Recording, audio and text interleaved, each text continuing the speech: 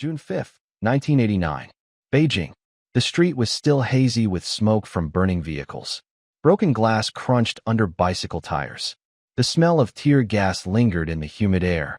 The vast boulevard, normally packed with traffic and pedestrians, was eerily quiet except for the mechanical rumble of diesel engines. A column of Type 59 tanks rolled east along the avenue, leaving Tiananmen Square. Heavy, methodical, unstoppable. Each tank weighed 36 tons. Each carried a crew of 4 soldiers. Each represented the absolute power of the state, made manifest in steel and treads. The tanks moved in formation, spaced evenly, their commanders visible in open hatches, scanning the empty streets for any remaining resistance. They'd spent the night securing the square. Now they were withdrawing, mission accomplished, order restored. Then something happened that no military doctrine had prepared them for. A man stepped into the street. Alone. Unarmed. Carrying 2 shopping bags, one in each hand. White shirt, dark pants. Completely ordinary except for what he was about to do. He walked directly into the path of the lead tank and stopped. The tank kept coming. Surely this civilian would move. Everyone moved when tanks approached. That was the entire point of tanks. But he didn't move. The tank commander hit the brakes. 36 tons of armored vehicle shuddered to a halt 3 feet from the man. The engine idled. The barrel of the main gun loomed above the man's head. He stood there, perfectly still, shopping bags at his sides. The tank attempted to go around him, turning slightly right. The man sidestepped, blocking its path again. The tank turned left. The man moved with it, staying directly in front. For nearly 5 minutes, this impossible dance continued.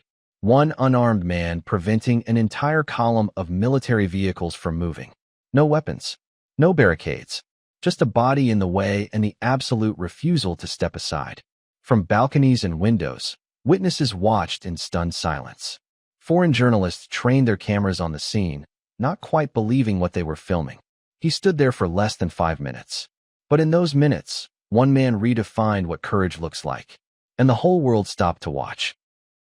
To understand why there were tanks on Beijing's streets, you need to understand what had been building in China throughout the 1980s. Deng Xiaoping had opened China's economy after Mao's death, introducing market reforms while maintaining Communist Party control. The phrase was socialism with Chinese characteristics, which meant capitalism in practice, but authoritarianism in politics. This created tension. Economic freedom, but no political freedom.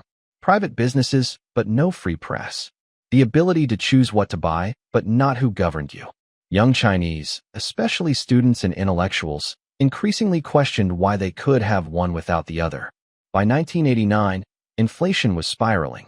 Corruption was rampant. Party officials enriched themselves while ordinary citizens struggled. Students graduating from university couldn't find jobs. The promise of prosperity through reform felt hollow to millions of people. Then in April 1989, Hu Yaobang died, who had been Communist Party General Secretary until 1987, when hardliners forced him out for being too sympathetic to student demands for reform. His death at age 73 from a heart attack sparked something unexpected. Students began gathering in Tiananmen Square to mourn Hu. What started as a memorial became something larger. The mourning transformed into protest. Students began making demands: end corruption, implement democratic reforms, establish freedom of press and speech. By late April, thousands occupied the square. By early May, tens of thousands. By mid-May, hundreds of thousands. Workers joined students. Ordinary citizens brought food and supplies. The protest was peaceful, organized, and absolutely terrified the Communist Party leadership. Tiananmen Square sits at the symbolic heart of China.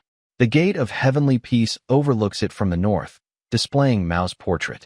The Great Hall of the People borders it to the west. For the Communist Party, losing control of Tiananmen meant losing the appearance of control over China itself. Premier Zhao Ziyang, considered sympathetic to the students, visited the square on May 19th and tearfully told protesters, "We have come too late." That same day, hardliners declared martial law. Zhao was placed under house arrest. The military was ordered to clear the square. Troops began moving toward Beijing. But something remarkable happened. Beijing citizens blocked roads, surrounded military convoys, and argued with soldiers. They brought food to young troops and begged them not to attack civilians. For 2 weeks, the military couldn't reach the square. The people of Beijing were protecting the protesters through sheer presence. The Communist Party leadership, particularly hardliner Premier Li Peng and Deng Xiaoping himself, made the decision. The protest had to end. Order had to be restored, whatever it took. On the night of June 3, 1989, fresh troops from the 27th and 38th Armies, units with no connection to Beijing, units chosen specifically because they'd follow orders without hesitation, began their advance. They came with AK-47s, armored personnel carriers, and tanks. They came with orders to reach Tiananmen Square by dawn and clear it by any means necessary. What happened next would be remembered as the Tiananmen Square massacre. But that wasn't the official name. The Chinese government called it something else, the June 4th incident, a sanitized phrase for unspeakable violence. By dawn on June 5th, Tiananmen Square was cleared, but the spirit of defiance was not. The soldiers moved into Beijing from multiple directions shortly after 10 p.m. on June 3rd. They weren't marching. They were fighting their way through. Beijing citizens had erected barricades across major roads. Buses were parked sideways to block intersections. Civilians linked arms to prevent military vehicles from passing.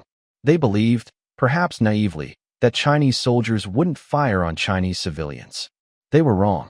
Near Muxidai, a neighborhood west of Tiananmen Square, armored personnel carriers pushed through barricades while soldiers fired into crowds. People scattered, screaming, dragging wounded friends into alleys. The sound of automatic weapons fire echoed off apartment buildings. Residents threw bottles and rocks from balconies. Some protesters hurled Molotov cocktails at military vehicles. Several armored personnel carriers caught fire, forcing crews to evacuate. In isolated incidents, soldiers were beaten by angry crowds. But the military had overwhelming firepower and clear orders. By midnight, multiple columns of troops were advancing toward Tiananmen Square along different routes. Chang'an Avenue, the massive east-west boulevard that runs past the square, became a war zone. Tanks rolled over barricades. Soldiers fired indiscriminately into crowds and residential buildings. Western journalists, staying at hotels along Chang'an Avenue, filmed from their windows. The footage they captured would shock the world. Tracer rounds lighting up the night, burning vehicles, civilians running for cover, the distinctive sound of Type 56 assault rifles firing in bursts. In Tiananmen Square itself, thousands of students remained, clustered around the monument to the people's heroes in the square's center. They debated throughout the night whether to leave or stay. Some wanted to evacuate peacefully. Others insisted that leaving meant abandoning the movement. They sang the Internationale and waited. Around 4 a.m., the lights in Tiananmen Square went dark. Troops surrounded the square. Armored vehicles moved into position. Over loudspeakers, commands echoed across the plaza. Clear the square. Leave immediately or face consequences. Most students chose to leave, forming columns and walking out under the watchful eyes of soldiers. But some refused. What happened to those who stayed is disputed. The Chinese government claims no one died in the square itself. Witnesses and leaked documents tell different stories. What is certain is that hundreds, possibly thousands, died on the roads leading to the square and in surrounding neighborhoods throughout the night. The exact number may never be known. The Chinese Red Cross initially estimated 2,600 deaths, but retracted that figure under government pressure. Western intelligence estimates range from several hundred to over 3,000. The Chinese government officially acknowledges 241 deaths, mostly soldiers. Bodies were removed before dawn. Blood was washed from streets. Burned vehicles were towed away. By sunrise, the physical evidence of the massacre was being systematically erased. But you couldn't erase the smoke still rising from dozens of fires. You couldn't erase the bullet holes in buildings. You couldn't erase the terror in people's eyes or the makeshift memorials appearing on street corners.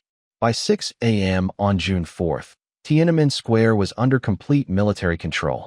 Tanks and armored personnel carriers surrounded the monument to the people's heroes. Soldiers in riot gear patrolled the plaza. The protest was over.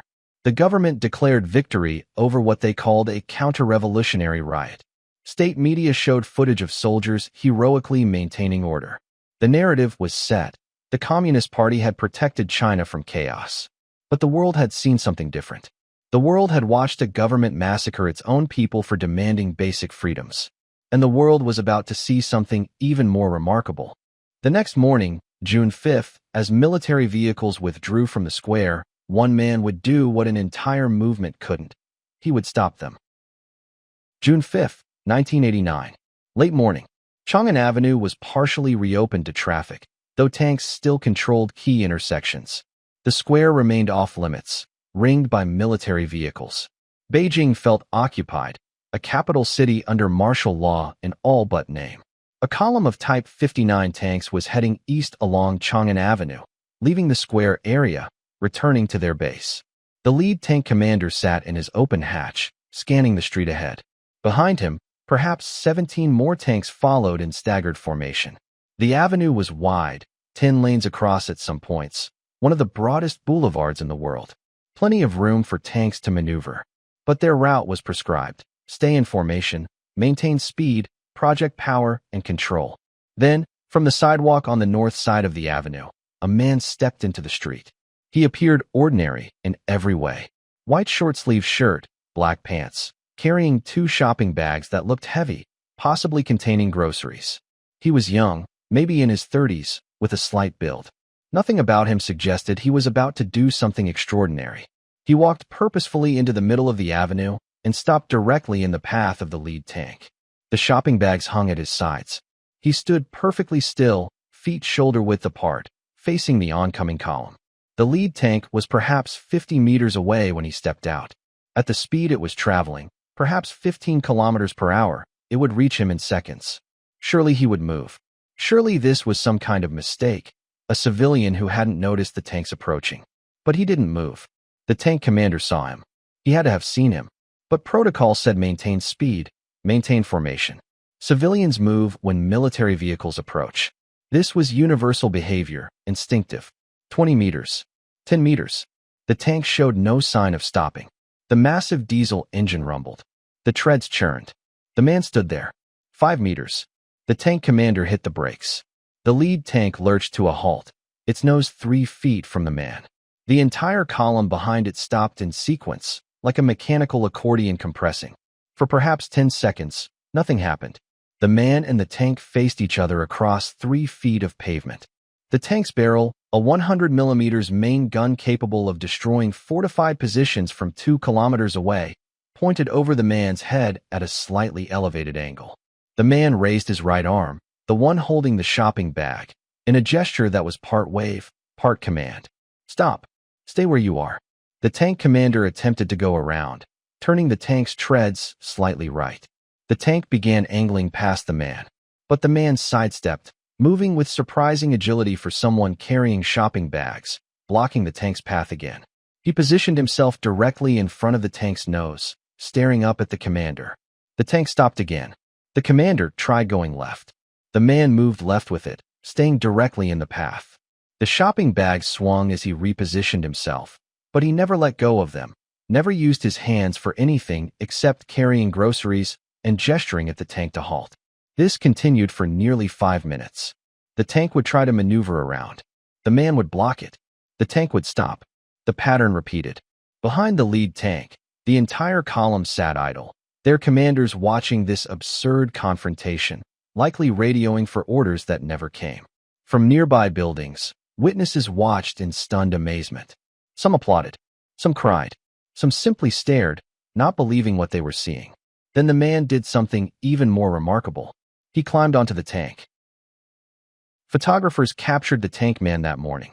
Each was positioned in a different hotel along Chang'an Avenue. Each had a slightly different angle.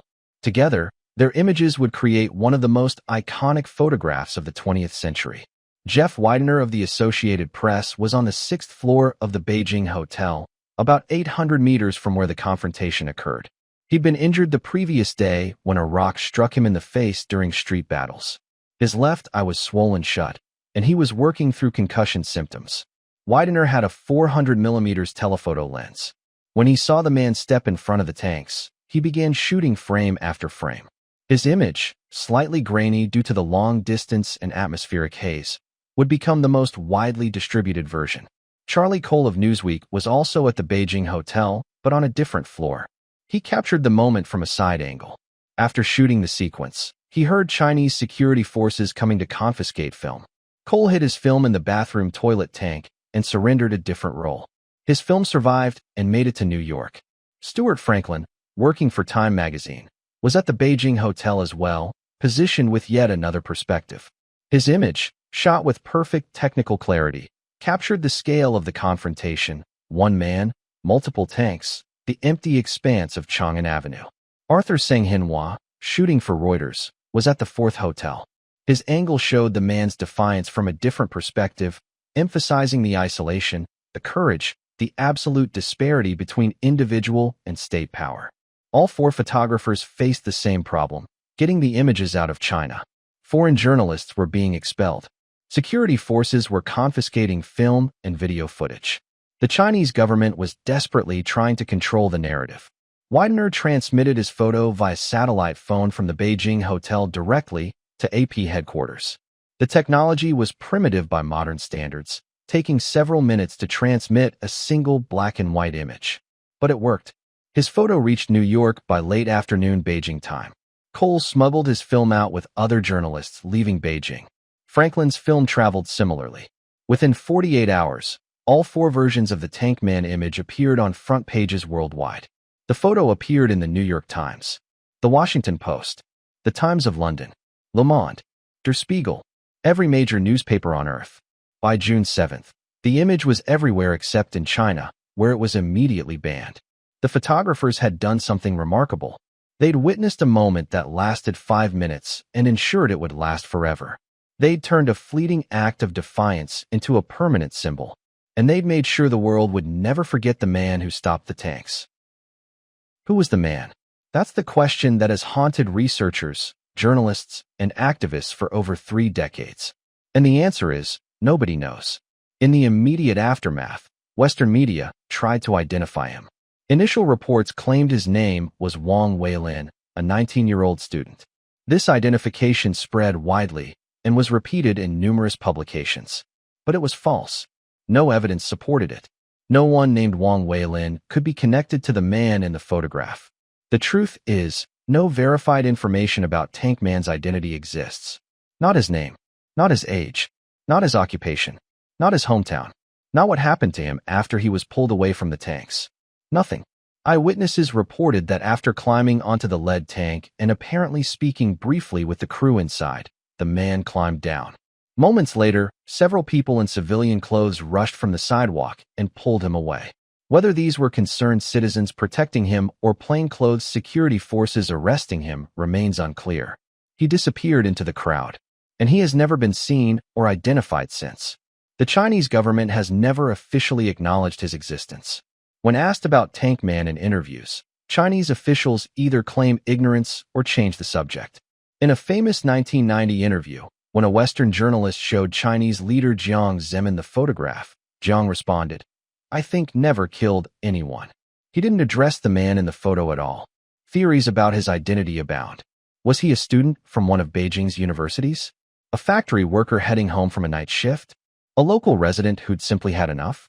Each theory has supporters, but no evidence. Some believe he was executed shortly after being taken away.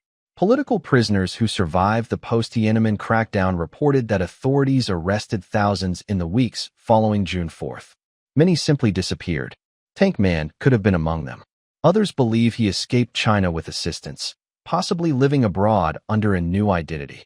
This theory suggests he's alive somewhere, deliberately remaining anonymous to protect himself and his family. A third possibility is that he's living in China, aware of his global fame, but unable to acknowledge it. Perhaps he's a middle-aged man now, going about his life, carrying a secret that would endanger him and everyone he knows if revealed. His anonymity has become inseparable from his symbolic power. He could be anyone. That's precisely the point. He wasn't a famous dissident or a political leader. He was just a man, one person, who decided in a moment of crisis to stand in the way. And because we don't know his name, he became everyone. Every person who has ever stood up to power. Every individual who has ever faced impossible odds. Every human being who has ever said no when the whole world expected submission. He didn't need a name. History gave him one: Tank Man. The Chinese government's response to the Tiananmen protests didn't end with the military operation on June 3rd and 4th. It began there. In the days and weeks following the crackdown, authorities launched a massive campaign to identify, arrest, and prosecute anyone involved in the protests. Security forces reviewed film footage, examined photographs, and interrogated witnesses. They compiled lists of student leaders, organizers, and prominent activists. The most famous faces fled China. Wu Erkaishi, Wang Dan, Chai Ling, and others on the government's most wanted list escaped with assistance from Western embassies and international supporters. They would spend decades in exile, unable to return home. But thousands who couldn't escape were arrested. Estimates suggest 10,000 or more people were detained in the months following June 4th. Many were sent to labor camps without trial. Some received prison sentences for counter-revolutionary crimes. Some simply disappeared, their fates unknown to this day. Families of victims faced harassment and surveillance. Mothers of those killed in the crackdown formed a group called the Tiananmen Mothers, documenting deaths and demanding accountability. The government treated them as criminals, subjecting them to house arrest, interrogation, and intimidation, especially around June 4th anniversaries. State media launched a propaganda campaign portraying the protests as a violent riot threatening China's stability. Television broadcasts showed burned military vehicles and injured soldiers, implying that protesters were the aggressors. The narrative was, the government had heroically restored order against counter-revolutionary forces attempting to overthrow the Communist Party. Foreign journalists who documented the crackdown were expelled from China.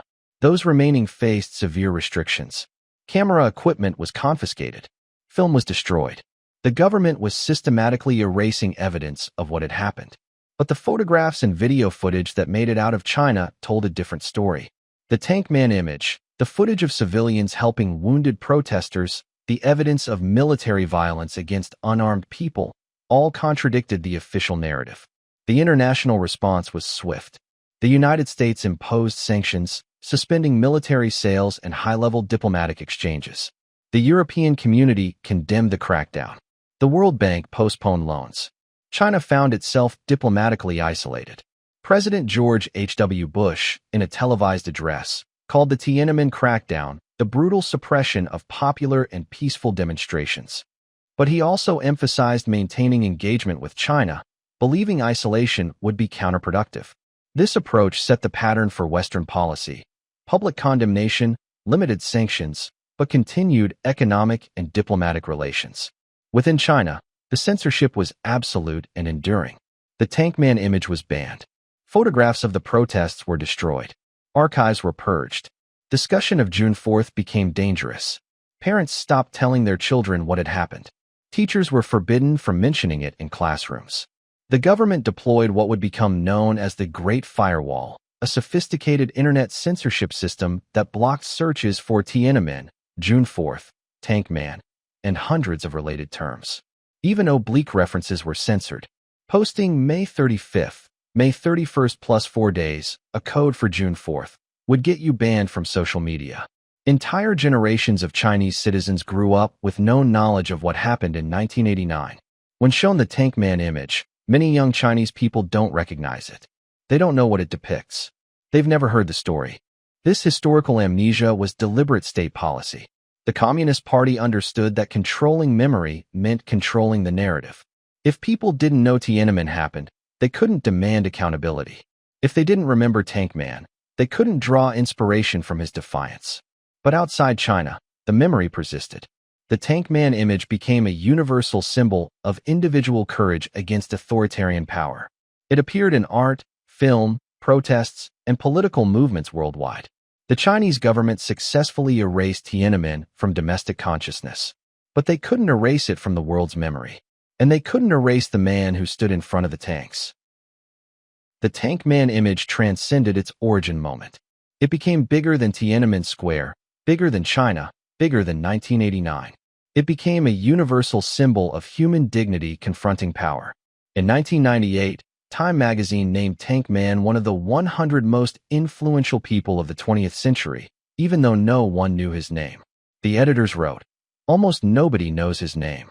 Nobody outside his immediate family has ever seen him again. He may be dead, but the power of the moment he created will never die. The image influenced protest movements worldwide. In Belarus in 2020, when citizens protested authoritarian rule, demonstrators recreated the tank man scene, standing in front of police vehicles. In Hong Kong's 2019 pro-democracy protests, the image appeared on banners and posters. In Myanmar's 2021 uprising against military rule, activists invoked Tank Man's defiance. Each time, the message was the same. One person can make a difference. One body in the way can stop an army, if only for a moment. The symbolism was universal because the struggle was universal. Artists embraced Tank Man as subject and symbol. Chinese dissident artist Ai Weiwei created installations referencing the image. Street artists worldwide incorporated it into murals. The Danish artist group Pips Lab projected a 30-meter-high version onto buildings in Copenhagen. In 2007, a statue called Pillar of Shame, commemorating Tiananmen victims, was installed at the University of Hong Kong. It showed twisted bodies piled together, a reminder of the massacre that the Tank Man photo often overshadows. The statue stood for 24 years until Chinese authorities forced its removal in 2021, another act of erasure. Filmmakers documented the Tank Man phenomenon. PBS's Frontline produced a documentary called The Tank Man in 2006, investigating his identity and exploring the image's impact. The filmmakers traveled to Beijing and showed the famous photo to ordinary Chinese citizens. Many, especially younger people, had no idea what it depicted. This created a strange duality, globally iconic, domestically invisible. Outside China, everyone knew Tank Man. Inside China, mentioning him was dangerous. The symbolism evolved over decades. Initially, Tank Man represented resistance to communism during the Cold War's end. As time passed, he came to represent something broader: the individual versus any form of authoritarianism, whether communist, fascist, or otherwise. What made the image so powerful wasn't violence. Tank Man didn't throw a Molotov cocktail or fire a weapon. He didn't build a barricade or lead a charge. He simply stood still. His defiance was passive, his resistance nonviolent. He stopped tanks not through force, but through refusal. This stillness made him different from other iconic protest images. Unlike the Iwo Jima flag raising or the falling man from September 11th, Tank Man's image contained no dramatic action. Just one man standing, and tanks stopping. The power came from what didn't happen: violence held in check by conscience or confusion. Some argue the most remarkable part wasn't Tank Man's courage, but the tank commander's restraint. The driver could have crushed him. The commander could have ordered it. Chinese authorities could have opened fire. But they didn't. For reasons we'll never fully understand, they chose not to. This created an image that both sides in the struggle could claim. Dissidents saw it as proof that individual defiance could stop state violence. The Chinese government could argue it showed military discipline and restraint. The truth probably lies somewhere between. What remains undeniable is that Tank Man changed how the world viewed courage. He proved that the most powerful act isn't always the loudest or most violent. Sometimes the most powerful act is simply standing still when every instinct screams at you to run. He stood for less than 5 minutes.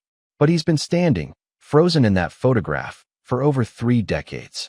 And he'll keep standing for as long as people remember what it means to face power without flinching.